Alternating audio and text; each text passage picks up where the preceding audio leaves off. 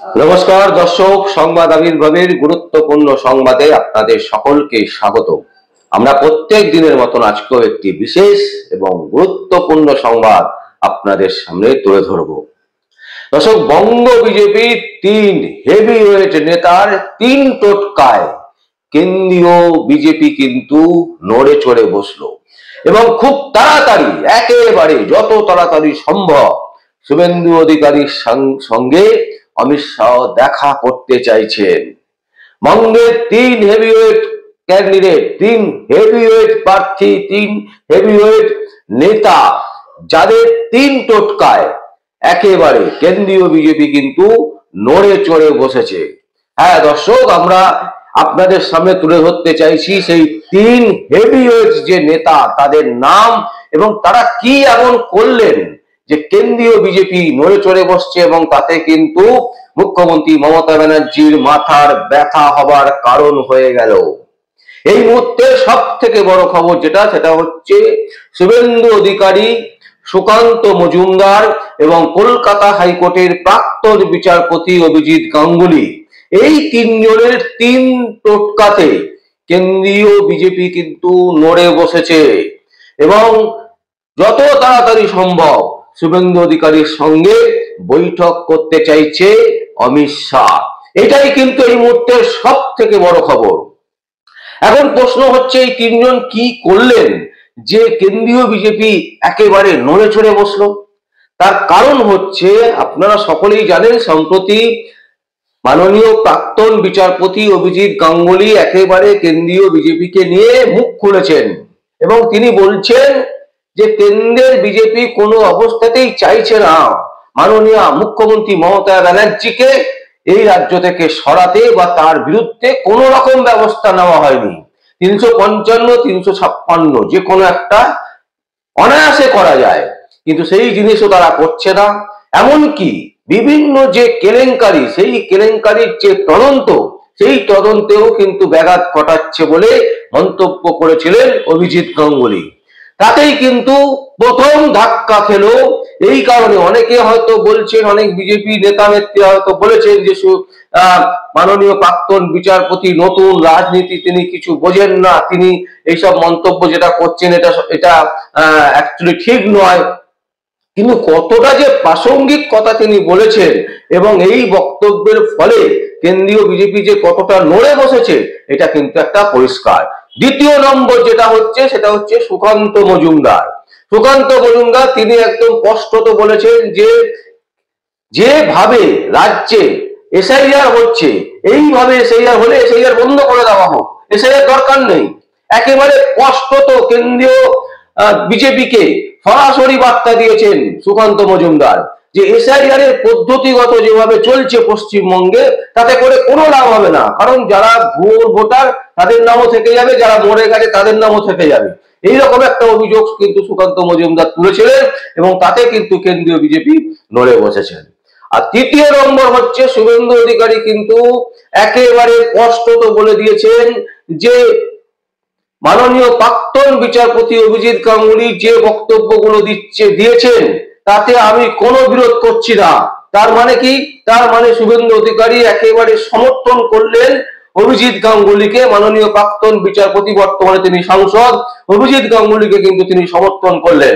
এবং শুধু তাই নয়, তিনি মনে করছেন যে রাজ্যে বিজেপির দুটো ভাগ হয়ে গেছে।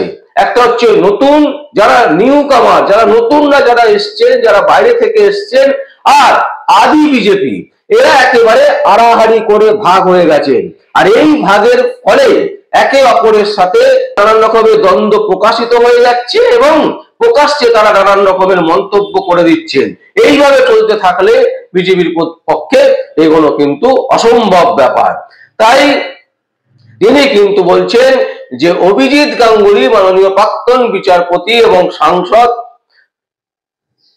তিনি যেটা বলেছেন তাকে আমি সমর্থন করছি, কারণ তার এই বক্তব্য কিন্তু ভিত্তিহীন নয়। এবং সেই কথার ফলে কিন্তু এই তিনজনের একেবারে কড়া মন্তব্যের পর রীতিমতো কেন্দ্রীয় যে বিজেপি, তারা কিন্তু নড়ে বসেছে এবং শোনা যাচ্ছে আজকালের ভেতরেই অমিত শাহ শুভেন্দু অধিকারীর সাথে বসতে চাইছেন মিটিং করতে চাইছেন এবং কিভাবে আগামী দিনে বঙ্গ বিজেপি চলবে, বঙ্গ বিজেপি স্ট্র্যাটেজি কি হবে, বঙ্গ বিজেপি কিভাবে এগোবে, মমতার বিরুদ্ধে কিভাবে লড়াই হবে, সেই সমস্ত কিছু নিয়ে কিন্তু আলোচনা হওয়ার সম্ভাবনা প্রবল।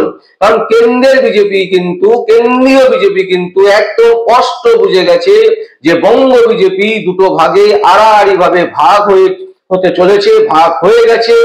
এবং শুধু তাই নয়, যারা নিউ বিজেপিতে এসছেন, যেমন মাননীয় প্রাক্তন বিচারপতি অভিজিৎ গাঙ্গুলি, শুভেন্দু অধিকারী, সজল ঘোষ, তাপস রায়, এরকম যারা নিউ কামার, যারা অন্য দল থেকে এসছেন, তারা কিন্তু চাইছেন লড়াই করতে। তারা এসছিলেন এই কারণেই যে যেভাবেই হোক মমতা ব্যানার্জিকে রাজ্য থেকে বিতাড়িত করতে হবে। একটা সময় আমরা দেখেছি 2011-র আগে যখন মমতা ব্যানার্জি লড়াই করেছিলেন বামেদের বিরুদ্ধে, তখন কিন্তু সেই সময় 2011-র যে নির্বাচন, সেই নির্বাচনে কিন্তু আমরা দেখলাম সমস্ত দল একেবারে সরাসরি মমতা ব্যানার্জিকে কিন্তু সমর্থন করেছিলেন, মানে তৃণমূল কংগ্রেসকে। এবং যার ফলেই কিন্তু আমরা দেখেছিলাম যে সিপিএম 34 বছর রাজত্বের পর তাকে কিন্তু সরাতে পেরেছিল মুখ্যমন্ত্রী মমতা ব্যানার্জি, তৎকালীন বিরোধী নেত্রী। কিন্তু এখন যেটা হচ্ছে, বিজেপির এত কিছু সম্ভাবনা তৈরি হচ্ছে, বিজেপির পক্ষে সম্ভব এই পশ্চিমবঙ্গে দখল করা, কিন্তু তারপরেও কেন্দ্রের বিজেপি তারা কিন্তু কোনো অবস্থাতেই চাইছে না। এবং সেই কারণে এই তিনজন নেতা, একজন হচ্ছেন মাননীয় প্রাক্তন বিচারপতি, বর্তমানে সাংসদ অভিজিৎ গাঙ্গুলি, দ্বিতীয়জন হচ্ছে শুভেন্দু অধিকারী, আর তৃতীয়জন হচ্ছে সুকান্ত মজুমদার। তারা কিন্তু সরাসরি একদম স্পষ্ট কেন্দ্রের যে নীতি, তাকে কিন্তু স্পষ্টত একেবারে চ্যালেঞ্জ ছুড়ে দিয়েছেন। এবং তারা কিন্তু যেভাবে অভিযোগ তুলেছেন, তাতে করে কেন্দ্রীয় বিজেপি কিন্তু নড়ে বসেছে।